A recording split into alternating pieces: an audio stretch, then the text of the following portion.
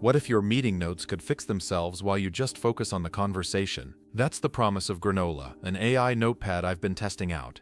In this video, I'll give you a full detailed overview of how it works, including its pros and cons, based only on what the official site tells us. Granola is introduced on its website as an AI notepad specifically for people who have back-to-back meetings. The core idea is simple. You take your own raw notes during a meeting, and Granola uses the meeting's transcript to make those notes awesome. It works on all platforms without any meeting bots joining your call, because Granola transcribes your computer's audio directly. One of the biggest pros is that it turns a messy notepad into structured information, like key takeaways, decision-making insights, budget details, and next steps.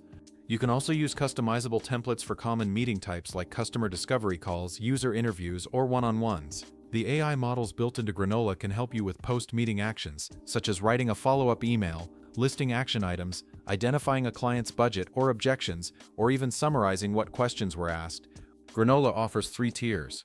The basic plan is free and includes AI meeting notes with limited history, AI chat across meetings, shared folders, custom templates, multi-language support, and the option to opt out of model training. The business plan costs $14 per user per month and adds unlimited meeting notes and history, access to advanced AI thinking models, advanced integrations with tools like Notion, Slack and Zapier, centralized billing, MCP integration, and personal API access.